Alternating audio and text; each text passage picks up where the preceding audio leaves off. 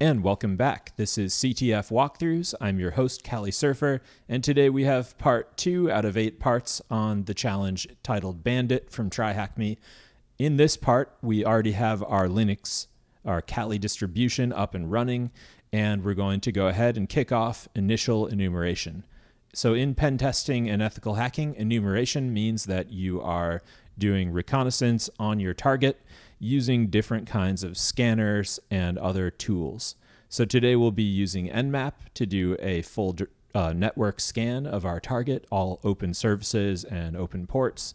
And we'll continue on to do some directory busting with the tool dirbuster, which we'll use to fuzz different likely candidates of directories on a web server, and we'll be able to analyze the response codes and figure out if something may be available to us. And we'll also use Nikto to do a general web app scanner of a web app so that we can throw in some automated analysis and scanning of our target that can help to jumpstart our research into looking for exploits and then actually going into post-exploitation, and we'll go from there. So without further ado, let's get right on into the walkthrough.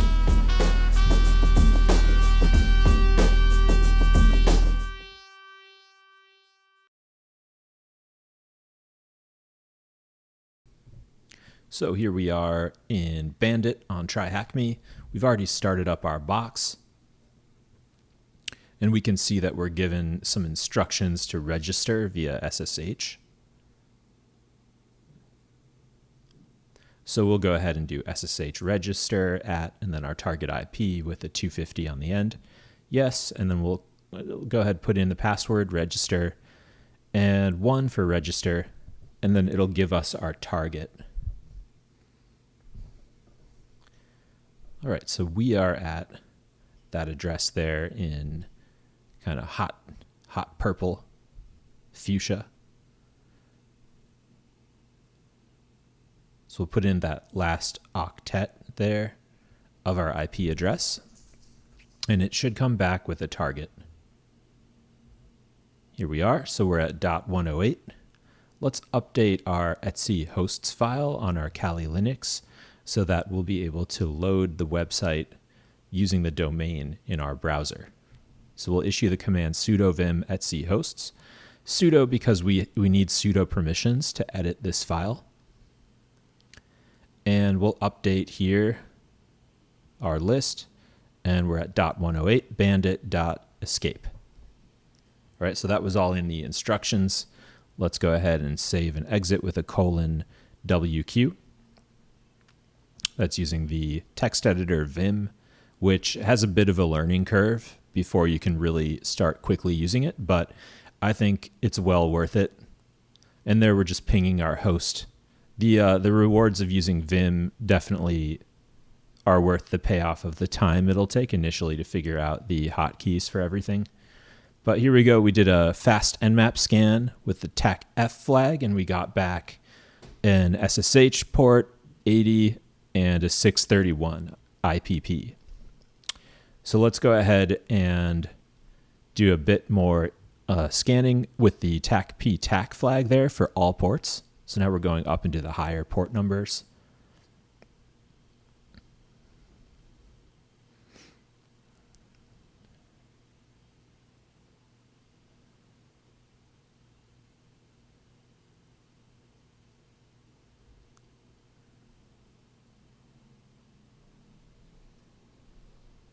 And we'll just record some results down there in our Joplin notebook. Taking notes is a really important part of all phases, but especially the enumeration phase, so that we can look back at our scan results and figure things out. If we don't notice things the first time around, we can always read back through our notes and figure out what's going on. So here's our landing page at bandit.escape, and we have a login portal here at login.php. And I'm just looking through the source now on this page, and we can see some developer notes were left, but nothing really juicy is in there. Usually developer notes appear in green when using Firefox. So you can quickly scan through. Let's use GoBuster now to do some directory busting on this website. Oh, and I think I said dirbuster in the intro. That's another great tool.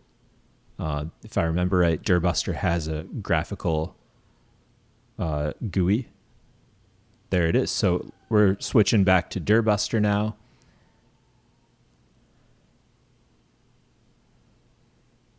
And we'll put in our target there as bandit.escape.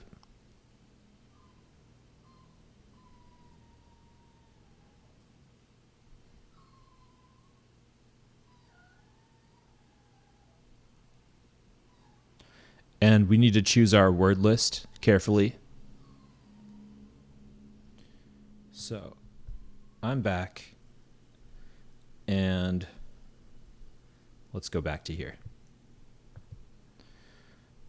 All right, so we are going to choose our word lists. And we just kicked it off doing a scan for directories and files that end in a .php. And we can see there under dirbuster in our terminal, we're starting to get some hits there. And the response codes 200, 403, 403, 200. All right, so we got a few to look at there. Uploads, login.php, that must be for the authentication portal.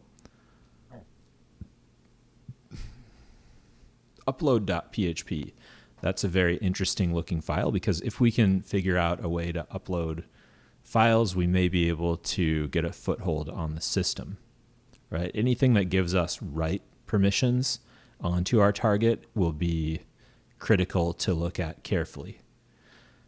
And now I'm just doing a bit of testing there on the search, and we're looking for cross-site scripting, see if we can pop up an alert box. And just looking into the source code, we can see how this variable is being, or how this input rather is being treated. And looking at that really carefully, I can see that we may be able to circumvent this filter if we put in a quotation and then a forward bracket. I'm not exactly sure what those are called. But let's test it out and see. And looks like we didn't get the alert. Let's try putting in our quotations. And we found a few more files there on the right.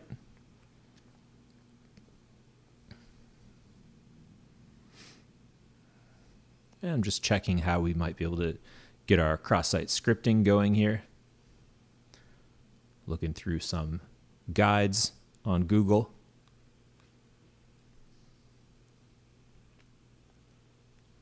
Looks like there's an API.php that came back for us on dirbuster.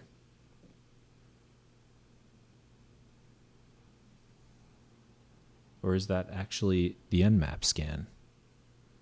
I think it's dirbuster. It's just below it. Again, so let's try this with the quote and the forward bracket thing. See if we get our alert. Hey, and we did. So we just did our proof of concept of cross-site scripting. Now we can just change the payload. And we'll see if we can grab anything like a cookie or a password or anything, a username, anything like that of use. So speaking of cookies, let's go ahead and we'll check in a minute to see if there are any cookies set on our current user. And there's the payload that worked, so I'm just taking note of that. Cross-site scripting found here. Our nmap scans are still running. So next we'll take it over onto Burp Suite, and we'll start to pen test the web app a little more and see what we can do by changing the payload on this cross-site scripting vulnerability.